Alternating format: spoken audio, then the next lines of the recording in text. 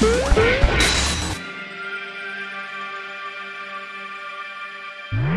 everybody, and welcome back to the Triple Jump Podcast. It's a video game podcast. My name is Ben. My name is Peter. Peter, we survived the spookiest week of the year. Or did we? I actually died. Okay. I actually died 10 years ago this very night. Tell me about it, you spooky bitch. What's going on? I'm here just to give you I'm a harbinger of doom. A harbinger? Yeah. You can't stop binging on Hars. No. Give me all the Hars. I've just discovered Hars, and I want to watch all 6 seasons of it in one go, please.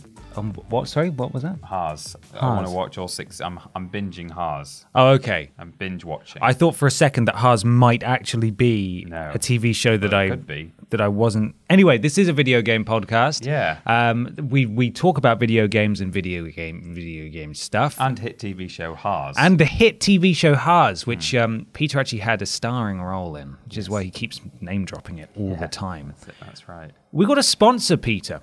Is it a hit TV show Hars? No. What? No. Is it? No, Oh. it's not. Okay. You keep throwing me with this hit television show that you may or may not have been party to at some point. This sponsor, the sponsor this week is, and I've written it down, We Travel Guitar Hero. We Travel Guitar Hero. Right. Now, We Travel Guitar Hero is a service that you can hire to come and play live music in your living room with plastic instruments. Now, My Chemical Romance, right? You know that one? Yeah, I think I know that one. Fallout Bob, you know that one? Your Chemical Romance. Your Chemical Romance. Yeah. Fallout Bob. Yeah. The food flaunters. Yeah. Who else we got? Deep Red. Yeah. System of Adam. Whom else? Kisk. Kisk is a big one. Avenged 7 times table. You know that one? Avenged 7 times table. I don't know if I do know that one. You've got Dogs and Force. Yeah, Dogs and Force. Nickel Front. Yeah, that's a huge one. There was one more. I'm trying to remember what they're called. Oh yes, the Beepers. The Beepers. You remember the Beepers? Yeah. You got Rongo, Jorb, yeah. Stan, and Michael Collins. And Michael Collins are the Beepos. You can. They cost too much money to bring in. You can't bring the Beepos in anymore. No. Not because they're dead mostly. Half the way. If you round up, are you a glass half empty guy or a glass half full guy? Are you a Beatles half dead guy or Beatles half alive guy? To Beepo's deaths? I'm an optimist, yeah. You're a optimist, okay. They're still half alive. Okay, well, if you want fewer than half of the Beepos, then you're going to have to pay a huge amount of money. But with the We Travel Guitar Hero tribute act, it's a fraction of the cost. They play all sorts of events. They can come in. It's really cheap, really cheap. In fact, you pay them. They take payment in white goods and meals from Nando's. Yeah, which is just a brilliant business model, if I do say so myself. It is. That's a good idea. I can't believe no one's done it before. And do they come from a long way away? Is that the point of the brand there? Well, Travel Guitar Hero. I think it's not so much that they come from far away, it's that they're willing to go far away to fulfill their obligations. Are you sure you're not mispronounced? Is it not an Aladdin-themed No, it's not band? Jafar Hero. We Travel Jafar There was Hero. a lengthy legal battle about that. Right. They only played like 3 Disney songs, and as we all know, you can't play Disney songs even if you're an enthusiast. No. You'll get the Disney police will come and knock down your door. Yeah. So no, We Travel Guitar Hero. Your nan won't understand it, but she'll love the music. You've got to turn the TV up loud because otherwise it's just lots of sort of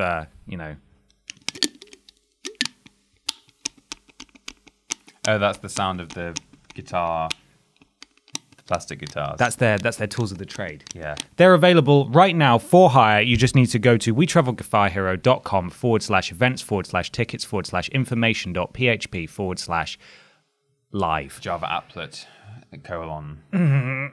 I don't know if I believe you. Really? I think that's a lie. You think that's a lie? Because in fact, on this show we don't have real sponsors. No! Apart from the real good people who donate to us on Patreon, and in so doing are given the benefit of being able to ask questions for this very podcast, even the $1 tier. You fools, we got you again. Pretty good. Oh, we get you every time. You idiots. You're idiots. How long have we been recording for? Oh, 6 days. Yeah. 6 actual days. It felt like that. Let's start with a question, shall we? Quickly. From prolific supporter Stephen Scodes. Stephen. Thank you, Stephen.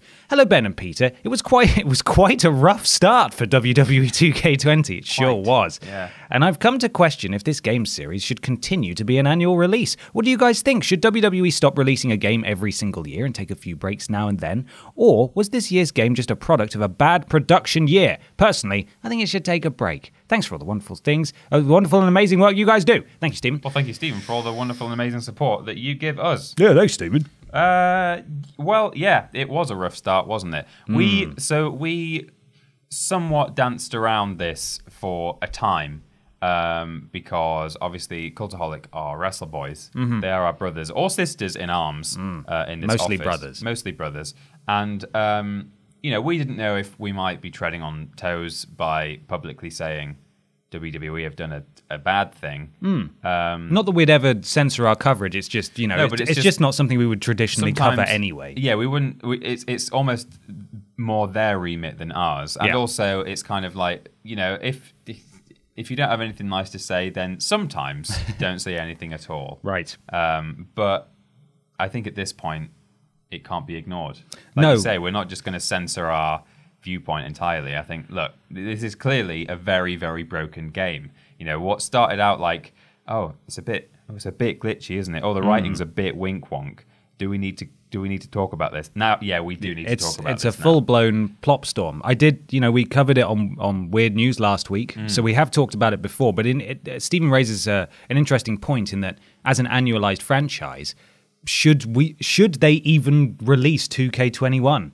Should they take a year out? I think they definitely should. They should have done it this year. I have now learned, I will talk about it now rather than in what we playing. I've been playing WWE 2K20 and I hadn't last week because, and I want this to be fully transparent for #ethics in games sort of journalism.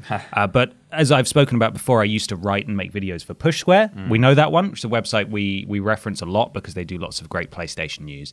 And they contacted me last week to take on some freelance work with them, which I have accepted, in order to provide a written review for WWE 2K20. So I have been playing it quite a lot, and it is astonishingly bad. Mm-hmm. I haven't really experienced the kind of levels of winky-wonky glitchiness, but it's just, not only is it just a fundamentally pretty dull game that's not dissimilar from last year. Yeah. It's had a huge graphical downgrade that cannot be denied.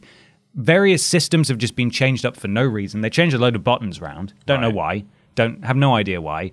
It's getting more complicated controls-wise as well. You're having to press combinations of shoulder buttons and face buttons to do things. I'm constantly having to pause the game to have a look at the controls for specific match objectives when you're doing the My Career mode. And the writing in My Career mode is unlike anything I have ever experienced. Mm-hmm. It's written as a comedy.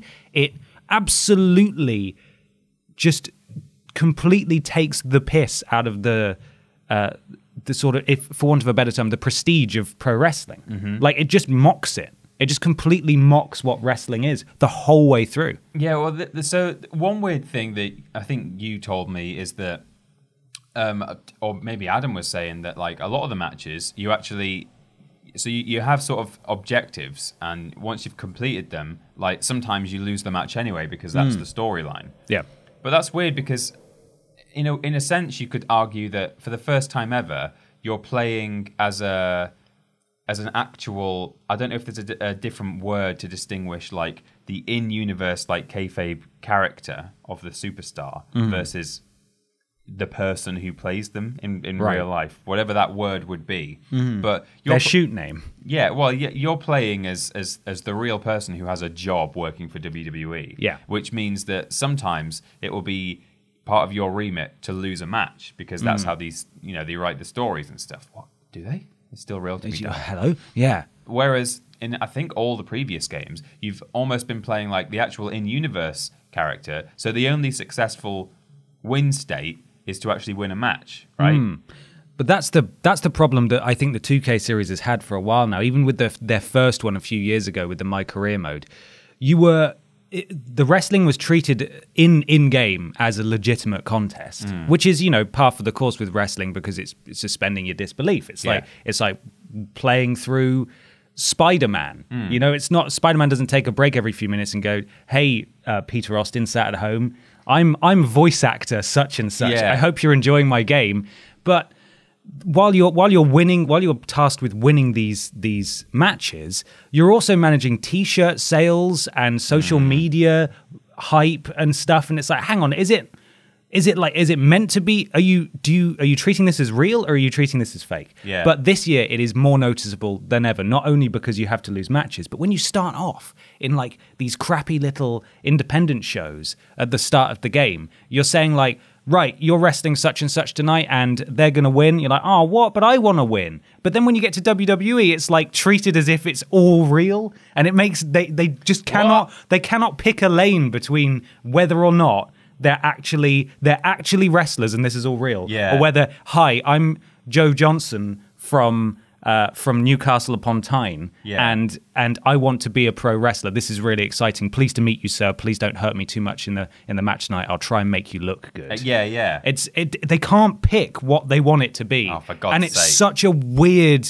result. Anyway, yes, they need to take a break because this year had everything in it that you would expect from an annualized 2K game, but it was so unpolished and rushed in almost every aspect that it was absolutely unacceptable. Well, I'd like to, the one benefit of the doubt you can potentially give them is that, they reportedly maybe had to rebuild a whole load of stuff that didn't belong to them. Yeah. Because this is Visual Concepts and Ukes, who are the usual developers, left this year. Yeah, after their departure, they sort of possibly, I don't know if we even know for sure, but there may have been stuff that they took with them legally that 2K could then no longer use. But so if that is like the main reason that this has happened, then arguably, once they've had like a year to fix all of this mess, they'll then just start recycling those assets and it might start working again. But in any case, I think like it's always a bit dangerous just to have this mentality of like, we're doing annualized releases, we're doing it, because you just set yourself this 12-month deadline that's just, you have to meet that deadline. Like it's impossible. Like you can't push it back an extra 6 months or a year if you think, we could really make this better in 6 months' time. Like you just can't because it's an annualized release. So I've never understood that either, because the Formula One games do actually come out in the year they're supposed to. I know you want to get ahead of it, really, so you can sell as many copies as possible. But the fact that you can buy FIFA, 2020 or whatever, FIFA 20 in September is mad. It's crazy. No, they need more time. They need to take more time, not only because clearly their workload was radically different this year, but also because it was just crap. Yeah. And it's unacceptable and people won't buy it anymore. It's a laughing stock. It's being made this is the worst kind of backlash when you're being memed. Fallout 76, Mass Effect Andromeda, they are standout terrible games. Not because they betrayed everything that those series stood for, but because that they were so hilariously broken that they became laughing stocks off the internet, and that is not what you want. You don't recover from that easily. No, it's very difficult to come back from. But the best WWE games were the non-annual ones. They were. You think back to ones that just had Here subtitles. Comes the Pain. Yeah, exactly. They didn't even have commentary. Here Comes the Pain had no commentary, and it just had this weird early 2000s sort of music in the background all the time, and it was exhausting. But it was so good. It was so good. It just means they can spend a bit longer on it. They don't have to just force it. I'm going to sneeze. Force it into 12. First row. Oh, okay. No. Okay. Well, maybe later. Those are our thoughts on that.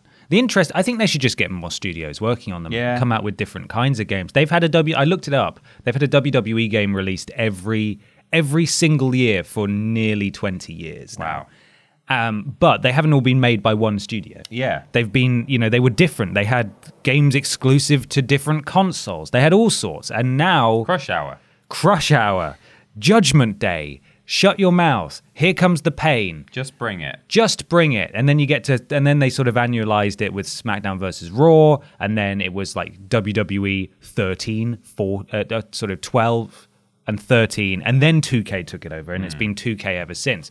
But the annualized is fine and it's exciting. But if you're going to do little more than a roster update, then you need to...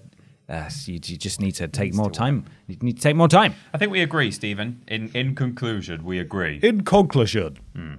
Speaking of things we're playing, it's time to talk about what we play in. Oh.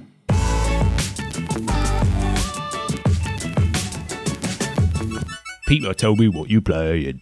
I've been playing a couple of games rather close to my heart this week. One of them... I thought we discovered you didn't have a heart last week. I thought you were a hollow boy. Rather close to the hole, the just cavity. by my left lung, yeah. Okay. That's why the hole is there, so that I actually keep them in there with me at all times. It's a handy utila pocket. Yes, utila hole. Nice. So one of them, unfortunately, is becoming less and less defensible as time goes on. Oh. So they do monthly updates, in fact, to Star Wars Battlefront 2. Mm-hmm. You know, the game that also had a really bad release. It wasn't quite as memey as the other games that you've mentioned. Just bad business but practices. It was close. There were definitely some memes. Mm-hmm. There were. But so that has always been quite a difficult game to sort of defend. And I never really try and push it on people like, it's actually really good. I just think, well, you know, it's got a decent story. But I understand that people don't like the loot crate system involved, and neither do I, in fact. There's actually 2 in-game currencies. There's one that you earn as you play, but there's a completely separate one that you hardly earn at all. You earn a little bit in like daily crates or monthly weekly crates or something. But doesn't that make you want to buy some? No, it doesn't. That's weird. It makes me want to really angrily and stubbornly sit tight and not do anything. Fortunately, that currency you only really spend it on like emotes and stuff. It's not like to unlock characters. Flossing, you know. Yeah, exactly. You ever see Jar Jar Binks floss? Star Wars please. Battlefront 2. Yeah, when are they going to add Jar Jar as a playable hero? He's the key to all this. He is the key to all this. So that was all that. We all know what happened with Star Wars Battlefront 2. I picked it up the other day, partly because I've been watching the Clone Wars claymation series, yeah. And I'm quite enjoying it. And I know that like some of the content in Battlefront is actually Clone Wars related. And I thought, I might have a new appreciation for this now if I go and play it. There was an update on, I think, Saturday or Sunday. It completely like broke the game for most console users. Okay. PC players weren't really affected by this, but Xbox and PS4 players were finding that they were getting very, very frequent crashes to the point that most people were unable to finish any match. In fact, I couldn't even get into a match because I was messing with my costumes and weapon loadouts and stuff before I even launched the game properly. And I just got this crash. I was like, oh, that's not very good. So then I relaunched the game. I was like, maybe it was just a one-off. We'll see. And I got a little message when the game booted, which said, sorry, your game save has been corrupted. Press X to overwrite. That was the only option. I was like, what? What do you mean? So I backed out of that. I was like, well, I'm going to close this. And I looked online, and apparently loads and loads of people were having this issue. There was a way I was able to recover my save data from the cloud. All the multiplayer stuff was actually stored server side, so people weren't actually even if they were losing their save, they weren't actually losing all their unlocks and stuff. But you were losing your single player things. And they finally released a hot fix yesterday. And it is now fixed. And I enjoyed some Battlefront yesterday. But like I say, it's just becoming more and more difficult to say to people, oh, maybe you should give it a chance. Maybe they should just check their goddamn patches before they release them. Maybe they should. They're frickin' fricks. Frickin' fricks. When will you learn? Yeah, your actions have When will you learn consequences. that your actions have consequences? So that's what I've been playing. But in that downtime, while I was waiting, partly when I was waiting for the patch to download, I just launched Spyro Reignited. Hey! Which was nice, just because I was already sitting on my sofa. I'd put the disc in for Battlefront, and then I realized there was a patch to download. I was like, oh, well, I'm not getting up. I'll just play a digital game that I've got already installed, and Spyro was there. So I've played through Spyro 1 this week in like Amazing. 2 or 3 sittings, which was nice. Oh, that must have been a nice trip. It's what I needed after almost losing. I bet. Comfort gaming. Yeah, absolutely. After EA almost took everything from you. God, yeah, it's a real tight spot, but... Bunch of billies. I'm now really enjoying Battlefront again, now that it actually works, but yeah. Good. I don't feel like anyone else should feel the need to. Oh, God. What a ringing endorsement. Yeah. We've got no friends on the desk, I've just realised. Oh, no. Where are they? Billy. Yeah. They're usually on our desks next to each other, but I swear I glanced at them and I couldn't see them there, so I thought, oh, they must be already on the table. Billy's definitely there. He's holding that picture of us, isn't he? Oh, God, he is, isn't he? Oh, stupid us. Well, we'll do a camera cut in 5 minutes and put him on. Yeah, okay. For people watching at home. I've played a number of things. Played a little bit more Borderlands 3. I have finished the story now. Oh, man, the ending's not great. Oh, no. It's a bit cheesy. Oh. It's a bit cheesy and sort of has an emotional... sort of it tries to get an emotional payoff after a 20-second cutscene, and it was kind of comical, and I don't think that's what they were going for. Why are all our favorite franchises freaking us in the A? I don't know. The thing is, I love Borderlands 3 and I've really, really enjoyed it. It's definitely one of my favorite games of the year, easily. But yeah, it was just weird. Like, obviously I'm not going to talk specifics, but it was just It just tried to force this emotional moment that was like, I'm not invested in this at all. This is something that's just been thrust on me now. And then the credits rolled, it plays some cheesy music, and I was sat there with my friend over like PSN chat, just like, no, really? No, come on, you're pulling my leg. Someone's going to like fart or something, or there's going to be an explosion. But no, they went for a sincere moment and it didn't work. It is quite the song choice. Yeah, I told you about it when we were walking into work. It's people who've played it will know what I mean. I love that game. I'm gonna get the platinum, I think, but I'm not sure exactly when. I'll continue to chip away at it. I think I'm pretty close though. It shouldn't take too long. Yeah. The Halloween stuff is going on at the moment, and that's good fun as well. New area, new missions, and so on, which is good. Like that kind of stuff. What else? The Outer Worlds, obviously, we've covered that. I did a stream on that. People are really enjoying that game, and I'm so happy. I think someone mentioned on my stream, actually, one of the reasons that Obsidian, the developers, fell out with Bethesda is because they didn't get their bonus pay for one of the many reasons. They didn't get their bonus pay for Fallout New Vegas because it got an 84. And in order to get their bonus pay, they needed an 85 on Metacritic.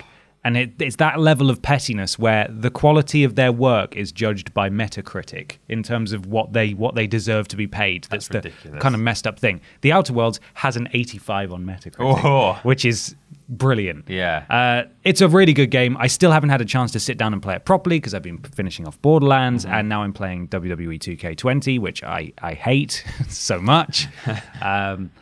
So I will get back to it soon, but there's going to be a stream going up with Barbara Piss on it. I made her really stupid, and it's great because she's like super brawny and not very clever. Oh yeah. And you get dumb options to reply to things with, so she just replies in really stupid, slow ways to certain things. Well, back in the original Fallout games, you could have a character with intelligence 0 or 1, right? And almost all the dialogue options were just grunts, and you could play the entire game like that, and people would react to you as they're like, "Oh, well, you're like this, are you? I'm sure you're good in a fight, but you've not got much between the ears." Yeah, huh? exactly. Yeah, so the writing is fantastic. I'm looking forward to really getting stuck into that again. But that's what I've been playing. There's an Obi-Wan Kenobi reference in that game, apparently. Obi-Wan Kenobi? An Obi-Wan Kenobi, where some robot comes up to you and says, "Let me see your ID." And you just say, there's a persuade option that's, you don't need to see my identification. And then it just goes, you don't need to see your identification. And then you can say, move along. And it just goes, move along. I like that. Pretty cool. My friend was telling me last night about how he had leveled up his charm and intelligence. And when he was caught stealing, someone said, "Hey, you're stealing. Stop stealing." And he was able to say, "I'm not stealing." And they went, oh, well, carry on then. And then just walked away because he met the intelligence or the charm check, which is great. I love that in RPGs when it's you can good just fun. perform ridiculous feats. But they know it as well. Like, it's Yeah. all intentional. It's not like you're abusing the system. It's meant to be like a proper, classic Western RPG. It's good fun. Anyway, that's what I've been playing. We've got another question here. We have. It's from David Lever. Or Lever. Should I stay or should I leave her? Oh. No, I don't know. Hey, agony uncles, says David. Hello. I need help with the spookiest thing of all. Friendship. My friend is convinced... Are you okay? It's not very nice, this muff. What? My friend is convinced... You're going to need to explain what that means to people listening at home. The microphone muff. What he means is the foam that's over the microphone. The You can't pop- just the say pop muff shields. and not explain what you mean. I think it's much better to just move on as though everyone understands what I'm talking It's about. too late. It's already happened. My friend is convinced that Death Stranding is a glorious masterpiece from the mind of a genius. I've tried explaining to him your position and mine, that we still don't know what it is less than a month before launch. But he just gets annoyed and says, why can't you just trust him based on MGS, etc.? How do I get through to him? Thank you, David. David, just let him buy it. Yeah. Just let him play it. I have strong, Death Stranding and MGS and Hideo Kojima aside, I have strong feelings about this mentality in general. Right. Nobody, no matter how prestigious or what their achievements are, if they're in the world of art and culture, nobody should be above just regular standards of quality and, the expectations just because of what they've already done, right? I don't care if you're Leonardo Caprio. Well, I was deciding Leonardo which the one. Ninja Turtle. Leonardo DiCaprio, Da Vinci, or Da Ninja Turtle, Mm-hmm. right? Don't care if you painted the Mona Lisa, done a Titanic, Or eaten pizza. You better just make sure you eat pizza just as well next time, or paint Mona Lisa 2 really, really well, or be in The Wolf of Wall Street and do a good job of it, which he did. He's not a god. He's not a god. He's not a god. He is not. And it's that whole thing of, with modern art. I'm sorry? With modern art. What happened there? It's just You just joking. turned into Churchill. Yeah. Why are we fight them on the beach? With modern art, I do know. when there's that whole thing of like a blank canvas with like just one red line on it, and people go, "Oh, I could have done that." And the standard response is, well, you didn't though, did you? You didn't. No. And this person did. Yeah. So actually that makes them better. And that's why it's worth £1 million. £1 million. And I kind of think, well, no, actually. I think whether I did it or whether they did it, if we did it for the same reasons, it should still be worth £1 million. If I did a white canvas with a red line on it, it would not be worth £1 million. But if Hector van Bumblebloft, I super famous modern artist, love that guy. Hector I think van he's Bumblebloft. fantastic. If he did it, it's worth £1 million, and I don't understand why. Why is it that if it was the same message behind, if I said, oh well, it represents the female subjugation by men, the patriarchy, and that's also what his reason was. Why should it be worth any different? Because art is subjective and objectively nonsense. Yes. My point is, if I made this weird-ass game, people would say, oh, that looks like a weird-ass game. Especially David Lever's friend. David Lever's friend would be like, this looks really weird and stupid. But because it's being made by Kojima, it's going to be the best thing ever. And that doesn't make any sense to me. No. And I get that in more ways than one.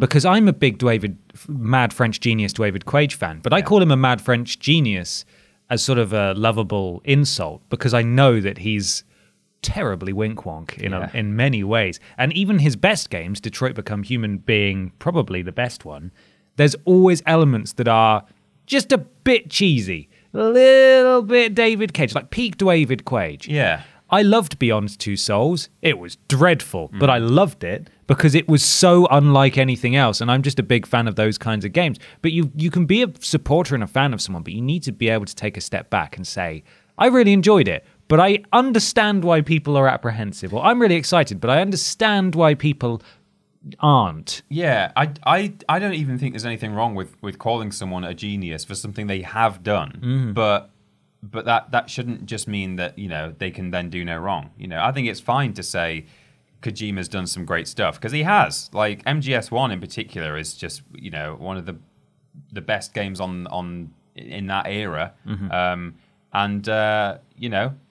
I think that's a really great achievement that he did there, and he broke a lot of ground. But it doesn't mean he could just throw out Goddess or whatever, and suddenly, it's like Molyneux. In fact, that's a good example. He's done some great things. Peter Molyneux thinks he's a genius, though. He does, but and now he's throwing out stuff like Goddess. I've said it tongue in cheek, but that's actually a very good example. And you can't just say, well, someone's a genius or whatever. No, they're a genius. They do no wrong. Yeah. David, I think you just let him buy it. I think you just stick to your guns and don't buy it, or do buy it and say, well, this is bad. But if he's that excited about it, then power to it. That's fine. I hope he has the time of his or her life. But if he's actively saying that Kojima can do no wrong and this game is going to be a masterpiece, then I think you just quietly let him be wrong. That's the thing. I think it's about, carefully weighing up what's going on here, rather than just thinking, oh, the sequel to my favorite franchise is coming out. It's going to be great. It's going to be great. Shut up. It's going to be great. No. Don't talk to me. I can't hear you. No, you need to look at the pre-release material and decide, is it actually going to be great, though? It's it's not just because it's, Didn't think they'd had a pissing mechanic to Call of Duty Modern Warfare 2. Yeah, I didn't think, I was going to bring that Otter stuff, that Conan Otter stuff to Weird News this week, but it's kind of old at this point. But that's all you need to know about it, that headline as well. Yeah. What does that mean exactly? Have you seen it yet? Yeah, I have. I haven't seen the Otter animation, but I've seen the Conan O'Brien. Well, that's the thing you need to watch, is him just with the otter hat on, which apparently makes you swim better. It's almost like a furry hat, but has a face showing.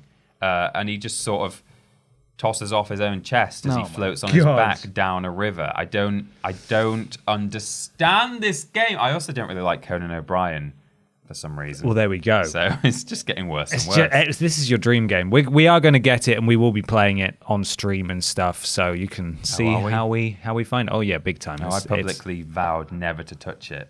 Well, you don't have to touch it. You can watch if you like. I might just I'll play it. Yeah. From the corner, tossing off your chest. Yeah. That would be weird, wouldn't it? That would be actually a weird thing. It would be really It'd be quite a new thing for me or someone to have done. Like a new... like the plural of new is news. Weird. Is it? Yeah. That's why they're not called the olds. No, they're not. Can I hit this hard now? It's weird news.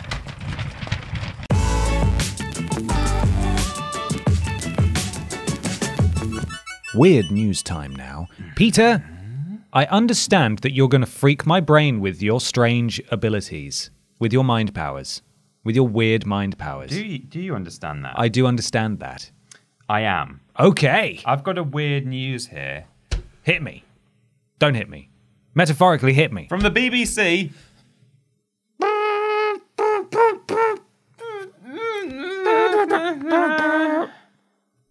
Britain might actually end up being slaves.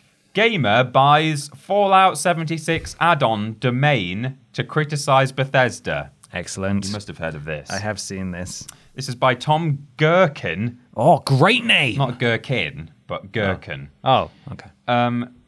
What would you do if a company did something you didn't like? Some people would take to social media to voice their frustrations. Others might consider writing a letter to the business. But when game developer Bethesda... I like how they have to say game developer. Because this is a non-gaming site. When game developer Bethesda introduced a new subscription to their online game Fallout 76, David Chapman felt he had to do something with more impact. He made a website, and not just any website. He pinched the domain from right under the developer's nose, so anyone looking for information about the subscription would instead be greeted with his critique. Mm-hmm. So David has registered Fallout. Let me get the exact URL. I think it's just falloutfirst.com. Okay. It is falloutfirst.com. So it looks like the official Fallout First website when you go Google it. Right. I'm going to go straight now to falloutfirst.com. So the spelling of first is slightly different, right? Is that how he's been able to get it? No. Because I think it's stylized as 1ST is how Bethesda do it. Is his Fallout 1ST or is it Fallout FIRST? His is FIRST. I think that's how he's been able to do it. Oh, really? But even so, trademarked 1ST. I don't know if they've. Actually, that's true. If they'd trademarked FIRST, they'd probably be able to get it taken down. Yeah. Which is, I don't know if he thought that far ahead, but I think he's skirted around it that way for sure. He also, you can't see it on mobile, but I looked at it at my desk before we came in to record this, and on the actual tab, when you open it in a browser, it says falloutfirst.com, and then in square brackets it says parody, and that also might be why he's getting away with it, potentially, because in America they have some more lax laws if you're doing parody. Okay, let me read what he's written. So it all looks pretty good. It's all branded. Oh, it does. Yeah. But in the Fallout First logo, he's put a little carrot, wedge, a little chevron. Oh yeah, a little arrow. A little arrow. There you go. So that it says Fallout FU first. Nice. Nice. Got him. He used the full word, not just the F. Oh, okay. You're censoring it for the children at home. There's a lot of swearing in this, so I will be censoring with initials. He's got the font right and everything, hasn't he? He has. He's done a pretty good job. I'm not going to read it all, but here it is. Private worlds, scrap boxes, and more coming, spelt the weed way. the weed way. Yeah. Coming to Fallout 76 with Fallout FU First. Ever since Fallout 76 launched, we have consistently done nothing to improve and evolve the experience based on your shooty feedback. Shooty feedback, yep. That's why we're excited to launch Fallout FU First, a premium ass-pounding membership that offers something dumbass players have been asking for since before launch. Private worlds for you and select friends. Full stop. So, we decided to put it behind a paywall. In addition to this huge feature, in quotes, Fallout FU First also includes a host of pointless items and cult bonuses, all of which you can find on my foreskin. What? I don't know what that means. Okay, maybe he was reaching a little bit there. Yeah. And the best part? Fallout FU First is available to screw you right now. And then there's a sort of a list of the things available. It's Private World, Scrapbox, Survival Tent, Atoms, Ranger Armor Outfit, and Icons and Emotes Pack. And then he's done a little blurb about each one. So the first one is called Private Worlds, and he's written some stuff about Private Worlds. But then you scroll down, and it says 160 microtransaction points to pad my bottom line. Yeah. And then the fourth one, instead of saying the survival tent, it just says the sex tent. Good. And he's written... Some of these are better than others, I will say. They are. Drop the new sex tent to quickly set up a forward operating base when you're roughing it out in the wilderness during your next adventure. The sex tent comes complete with a stash, sleeping bag, scrap box, cooking station, and even an instrument to help you blow hot air up your ass after a day of exploring Appalachia. Good. Once placed, it will also act as a second fast travel point in addition to your main camp, giving you even more freedom to travel anywhere in the map without spending caps. Just your real money instead. Yeah. You'll be able to deploy your sex tent from your favorites wheel. You sort of get the idea, really. And it goes on. It goes on and on as though it's an official Bethesda website. Well, his writing is, I mean, some of it's not clever, but I suppose that's the point. Yeah. Because Fallout First isn't clever. He's trying to make it look like Bethesda are idiots, I guess. Yeah. That's good, though. I'm so glad he managed to get that. Yeah. It is a good story, isn't it? Yeah. I love it.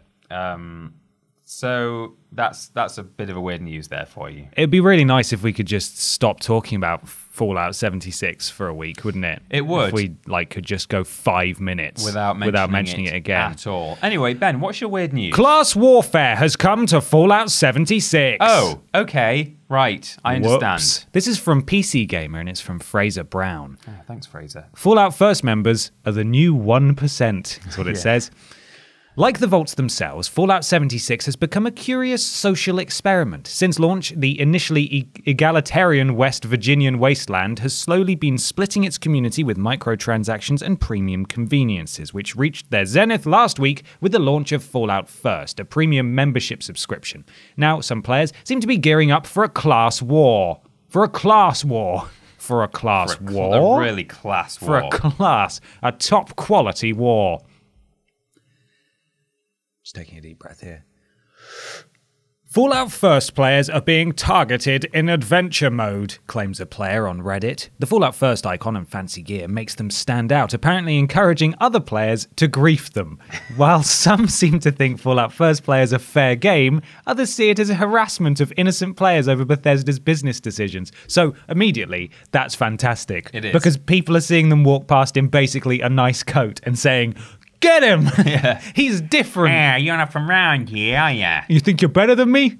You think you're better than me? It's not like West Virginia was a peaceful commune before Fallout First, however, and players hunting down their fellow survivors is nothing new. PvP is also largely opt-in, and you can't be killed by another player unless you're hostile. Generally, there aren't that many ways for people to get under someone's skin. We've even got what looks an awful lot like someone pretending to be a subscriber,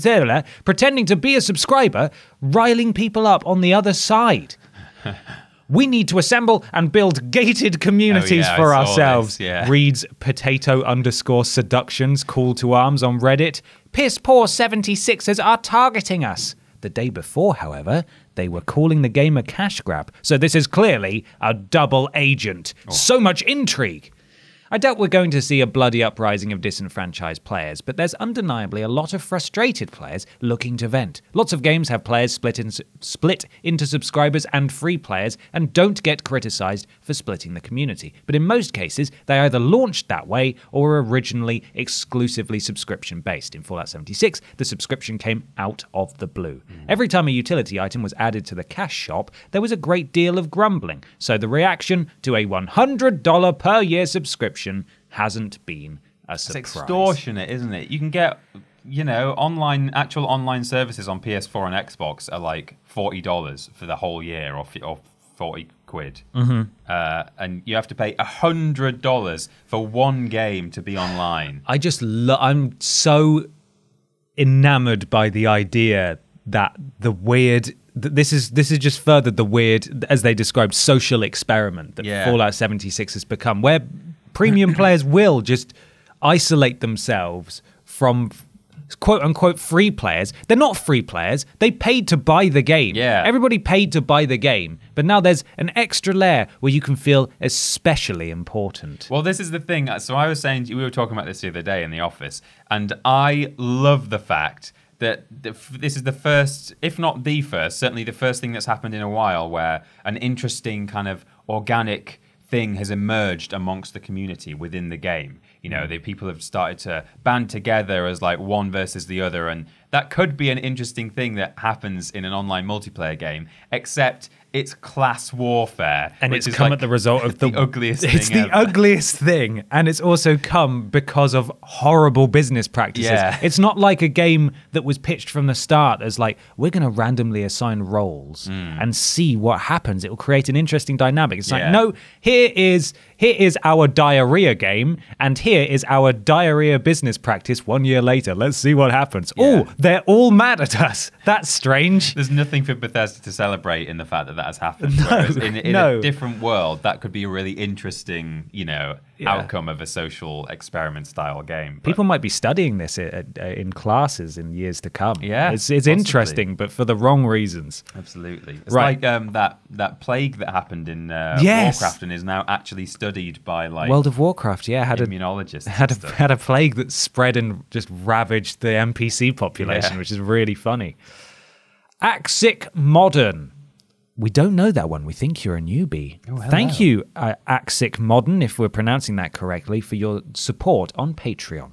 With the success of games like Outer Worlds and Resi 2, and with games like Cyberpunk on the horizon, coupled with the collapse of some major franchises due to bad business decisions, are we starting to see the tide finally turn on live service games? Are they getting the fright of their lives right now? Oh, spooky. I'd like to hear other people's thoughts on this as well. Thanks. Yes, I think it might be happening. I would like to think so. What we got? What live service games have plopped themselves? Fallout 76, Anthem. So these are games. A live service game is traditionally it would be free to play like Fortnite. Yeah. But Fortnite is obviously doing really well. I think the live service games that Axic Modern is referring to here are the ones that you already have to pay a premium price to buy. Yeah. And then they add new seasons and content in after the fact, and they're going about it in a horrible way. Yeah. Where usually it costs money, or they splinter off the community, or they come in the updates come too late, or they're abandoned because the game was designed around the idea of these service updates, so was really lacking in the first place, like Anthem, although they had loads of other issues. So the player base is just gone, and they abandon plans for extra stuff. Andromeda had all of its DLC, most of its DLC cancelled. True. But that wasn't a live service game. So Fallout 76, Anthem, I think, are very prominent examples of that. Yeah, definitely. I guess Battlefront 2 as well, to an extent. Yeah. There is an offline way to play, and there's a campaign, but it was basically designed just to be an online multiplayer game, I think, is really what they were going for there. And yeah, unfortunately for them, and for me as a Star Wars fan, it's not going very well. It's okay. I think, but yeah, I for one welcome our new alien overlords. I think that, all the best games of the past year, or maybe not all, but certainly most, have been the single-player narrative experiences, I would say. Yeah. God of War, Spider-Man. Yeah. Going back a bit further, things like Horizon Zero Dawn. Resi 2. Resi 2, of course. Just no nonsense. No nonsense. Here is your game. Yeah. Even the games that, as you say, some of them aren't, you wouldn't call a live service game, but just have a multiplayer component, that often tends to be the worst part of that game. Like, you look at Red Dead, that's a wasteland, by all accounts, where people are just carrying soup from one end of the map to the other. Oh, God. And, it does much better as a single-player, very deep, rich, fantastic open-world experience, if you're not me or Ben. Yes. It's a difficult line to be able to distinguish, but when you see it, you know it. There is definitely a difference between DLC and live service stuff. Yeah, no, because definitely. a lot of the time, it should be free, but they do actually charge for it. So WWE 2K20 has this thing called 2K Originals, which I think there are going to be 3 or 4 of. They're planned. Right. And it sits there prominently on the main menu, like really big. I hate that. And you open it up, and the first one has just been released. For the first, few days, nearly a week, there was just nothing there, and you clicked on it and said coming soon. It's like, well, why is it on the menu then? Why is it so big? And you go in there, and there's this Halloween spooky themed Bray Wyatt the Fiend themed pack, but you have to pay for it. Right. And it's like, well, why is it there then? And why is it so big and prominent? That's awful. I'm not going to pay for that because the rest of the game is crap. Yeah. And why on earth would I be remotely interested in the other ones as well? Borderlands 3 has this Halloween update. My pre-ordered version has the season pass, and Borderlands 2 and Borderlands 1 were outstanding for their DLC packs. Like, they were really extensive. You just look at the free one they released for Borderlands 2 earlier in the year that bridged the story between 2 and 3 to get an idea that actually there was like up to 10 hours worth of content there. Yeah. Like, it's really good. They really go all out. But they're also starting to pepper in, because it's the way, sadly, the industry is going, these live service updates as well. The first of which being this Halloween spooky one. Right. And it does have some levels and some new guns and some new loots, and it changes up a few things. But I said some new loots, didn't I? Some new loot, not the instrument, the plural of the instrument loots. Yeah. But then you go into it's got a special menu option for it as well. You go into it and it's like, complete these daily challenges and get this many headshots with the spook weapon. It's like, I just don't want that. I know I don't have to do it, but I don't even want it as an option. Like, it feels like it artificially and sort of painfully extends the game time for no good reason. It makes you just it makes me resent playing it if I feel like I have to do that to get a reward. Yeah, it's like the Crash Team Racing microtransactions and Grand Prix. Again, once again, not something you would necessarily say is a live service game, given that it has an extensive, offline single player. But the Grand Prix is definitely live service. Yeah, the Grand Prix themselves are, you would say that for sure. And they've now introduced the microtransactions, which they're not pay to win, which is a good thing. But there is just this. It makes you grind, doesn't it? It really if you does. want to unlock these things, you're going to have to unlock all this nitro. Why not just let me spend my in-game coins? Just let me do that. I've got loads of those from single player. It burned me out. Yeah, I got burned on that one. Me too. I'm not playing it anymore. No. And they just added Nitrous Brio for Halloween, I think, who's one of my favorite characters from Crash 1. I'm completely out of the loop now. I feel like enough time has passed for me to maybe hop back in, but there's so many games to play. Yeah. And live service stuff is not enough to keep me coming back. No. It's because not enough. It does just feel like a to-do list. You log in, it's like, get 50 kills this week with this weapon, beat this time, and please, just... Yeah. I don't want that. No. Fortnite, as we said, is that's its whole thing, and it's free to play anyway. And that they recently did their crazy event where they got sucked into a black hole or something, and everything went dark for a few days. Brilliant. Yeah. You can only do that with a live service game, but you can't get away with that with Anthem.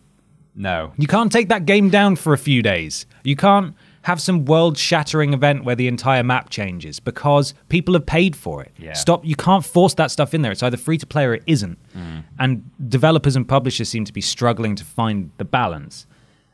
So Fortnite works. The big one that's coming out for me soon that has me a bit worried is Marvel Avengers. Oh, yeah. Which I can't work out if it's Marvel's Avengers or Marvel Avengers. I think it's Marvel Avengers, even though it was Marvel's Spider-Man. Yeah. Weird and possessive, and the elephants are trampling around upstairs. They're big Marvel it's fans. The Incredible Hulk up there. The Incredible Hawk up there. So that one, I think, is going to have a fairly hefty base campaign. But they said new heroes, new missions, all sorts of other stuff like that will be added for free at a later date. But the whole way the system works, as we talked about in our Quip Scope, is you get parts for your different heroes. You get to upgrade, various bits and pieces. There's a loot element that have different stats, and it's all. I can just picture me finishing the game. There's going to be the big first live service update, which follows some comic book storyline or something, and it'll be like, oh, awesome. But if you want Torby Stank's gold helmet, you're gonna have to log in every day and get your 100 headshots. And it's like, I can't think of anything worse than that. And that will make me hate your game. Yeah, the biggest shame about that is that you're a big Marvel boy. Yeah. You like your Marvs. I do. In the same way that I like my Star Wars and Battlefront is just doing bad things. And I'm also worried that Beyond Good and Evil 2, the other game I'm just can't wait for, is going to be similar in that we don't know one way or the other if there's going to be any kind of online transactions. I think there probably could be, but certainly we know it's going to be an always online DRM game. You have to be connected to the internet to play. Right. Which is another thing I absolutely hate, because it means in 5-10 years' time, that game will eventually just be unplayable. Yeah, like they'll just turn the servers off, and what if it happens to be an incredible game that I just love to go back to all the time? But that's a whole different question. But in any case, it's always the worst when it's your favorite thing or one of your favorite things, and then they do. By the way, if you want to basically experience 100% of your favorite thing, you're going to have to go the extra mile financially, or at least or just time grind. commitment. Yeah, it's the time commitment as much as anything else that puts me off. But Christ, thank you very much for that question. We sure hope it does. Is the answer from us? I think. Please stop with this crap. Don't artificially extend the game time for no good reason, or charge us for the privilege as well. Yeah, don't want it. Peter, I suppose you could call live service stuff to an extent a big waste of time. A big waste of time. Yeah, that's all I got. Do you want to discuss? Not necessarily wastes of time, might be a different topic entirely, but something big. Yes! It's a big discussion.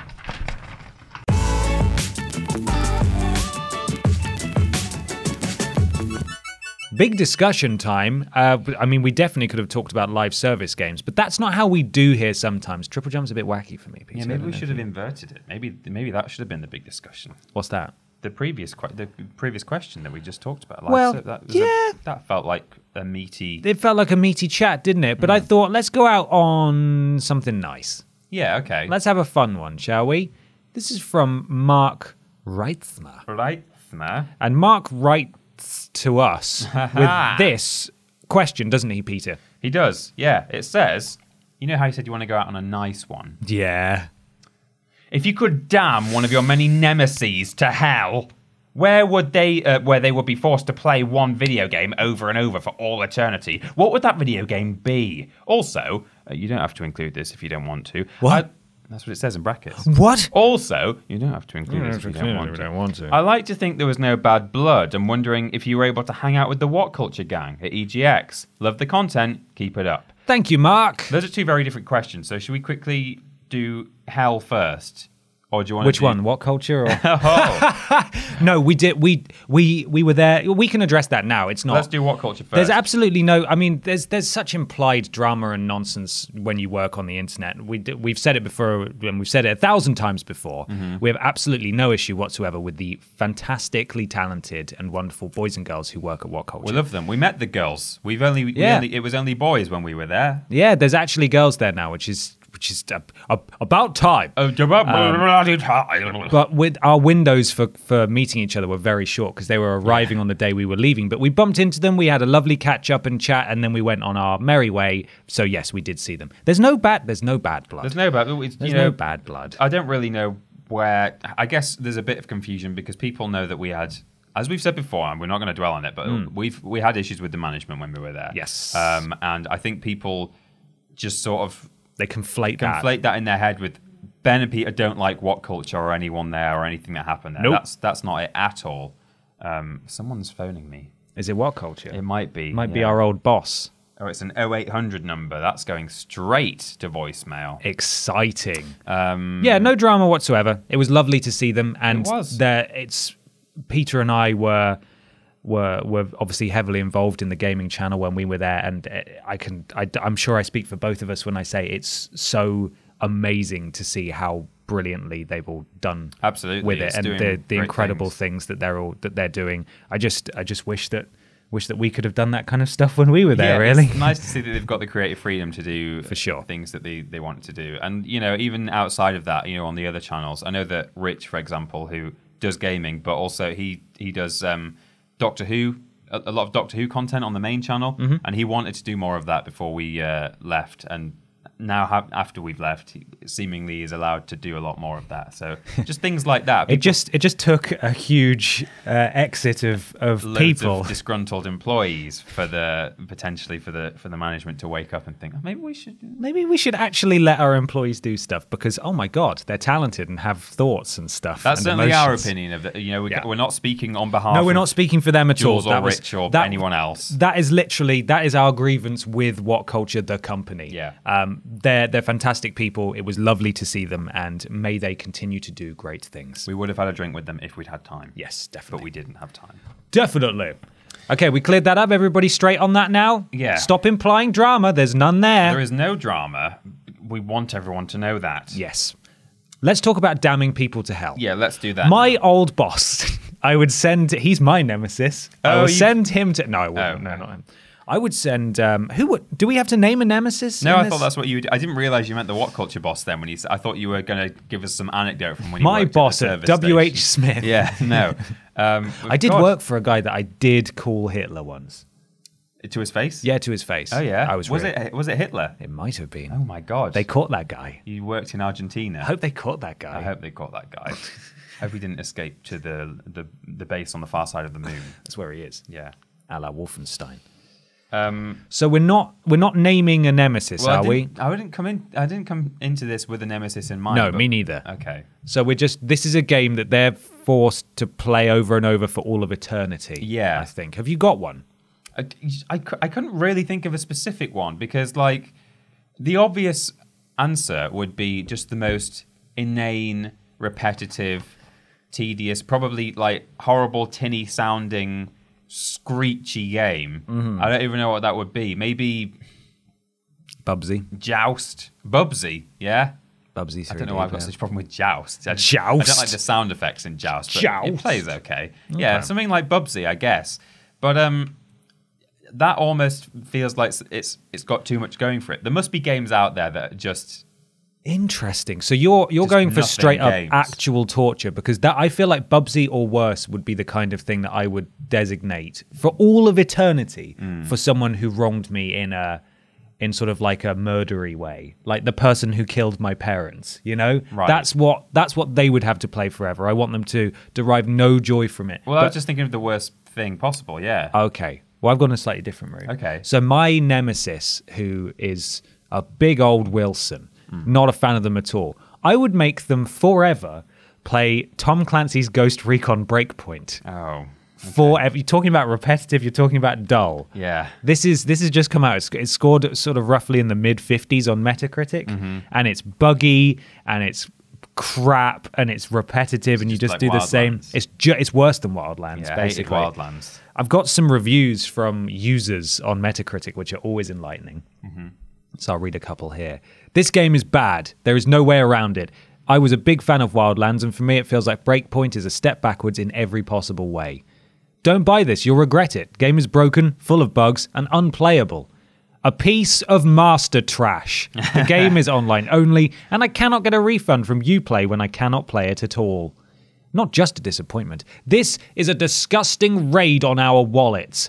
Boring, repetitive, buggy, and disaggregated, that's what it says here, around arrogant monetizing of virtually every single aspect of this ugly company called Ubisoft requires us to pay €60 for. Maybe not. English not the first language there. Right. Are they completely of their minds?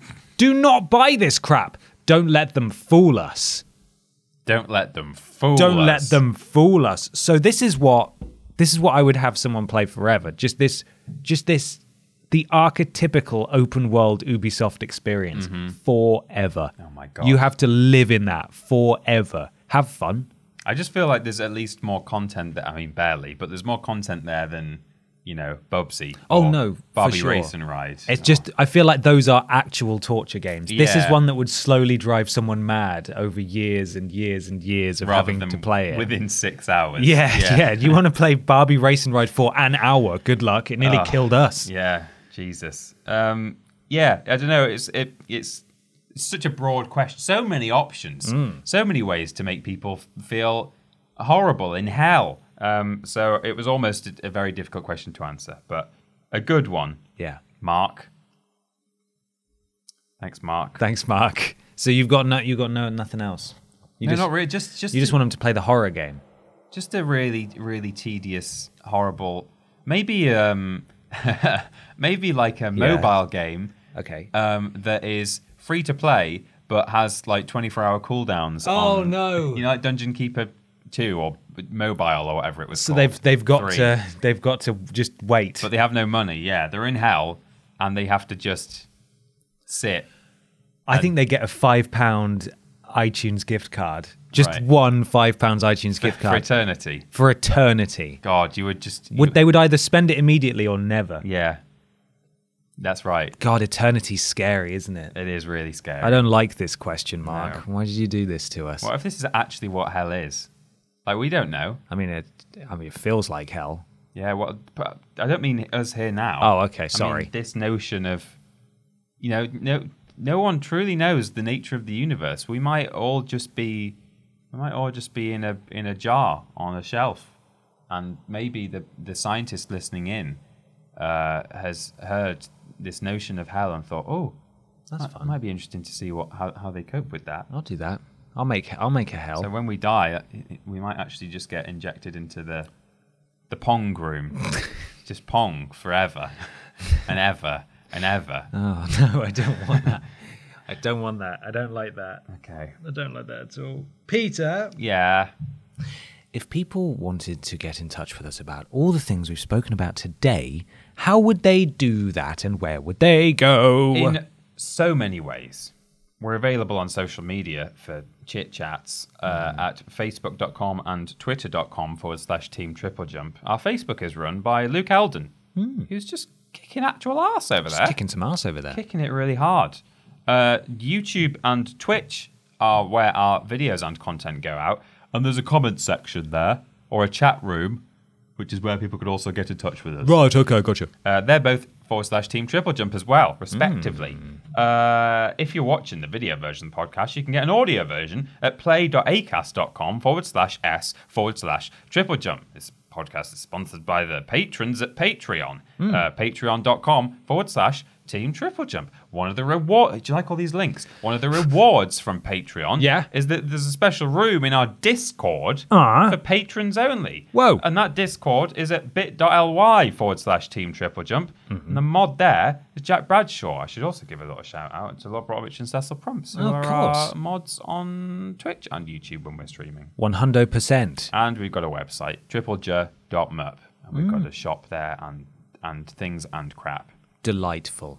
If you'd like to follow the two of us on Twitter, you can do at that Peter Austin and at confused_dude, and on Instagram at that Peter Austin and at Ben Potter 20. We do lists every Tuesday and Thursday, streams every Monday, Tuesday and Thursday, Monday and Tuesday being solo streams on Twitch, and Thursday being on YouTube. Worst Games is fortnightly, but Friday for patrons of a certain tier. Everybody else gets it on Sunday. It was Thursday this week. It was Thursday this week to coincide with actual Halloween. We hope you enjoyed it, patrons. And the Worst Games will be out tomorrow for everybody else. Yeah. If you're listening at the time of release. Podcast, of course, is every Saturday, and we do various other shows that are sprinkled in throughout the weeks as well. Please leave us a review on iTunes, etc. is what it says here. Something about algorithms.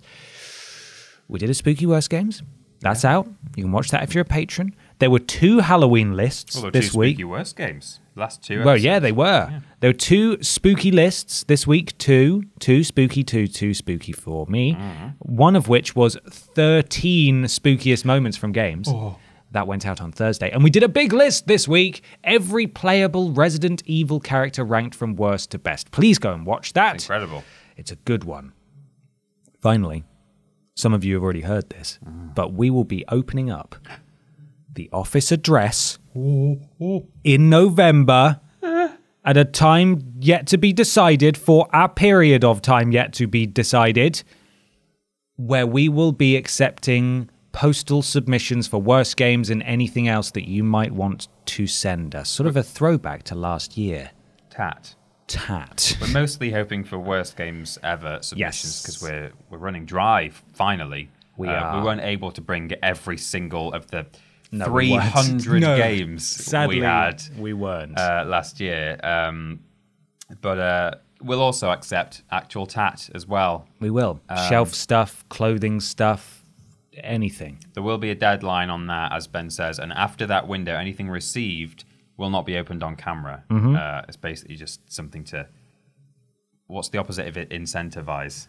Decentivize people from sending stuff after that date, because we don't want to just keep receiving tat now for the rest of time. No, that once we've cut it off, we'd be so appreciative and grateful for anything that you'd like to send us. Absolutely. But this is a working office, and we're a small office, and we don't have our own room. We can't keep getting stuff after the deadline. So there will be a period. We'll put out a video explaining how it's all going to work and when that is. But just so you guys are aware, that is going to happen at some point.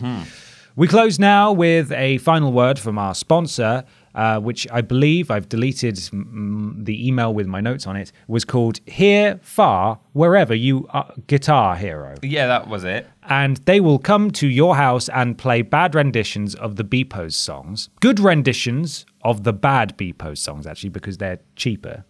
They're less expensive to get the rights to. Yeah. Is there any... Do they do the Celine Dion song that they're named after in their brand? Selling Dion. Selling Dion. Here, far, wherever you are, guitar, our hero. I don't know. I'll have to ask them. Go and ask.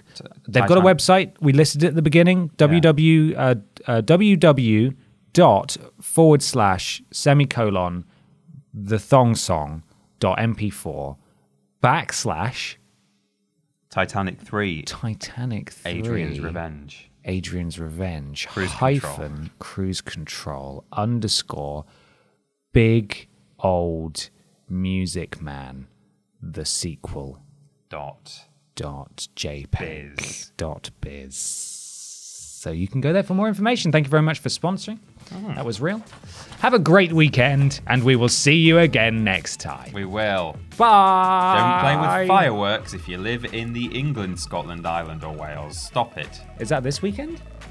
Might not be this weekend, but it's before the next podcast. Is it? Yeah, I think so. Oh, well. Remember, the 5th of November. Bye, everybody. Bye.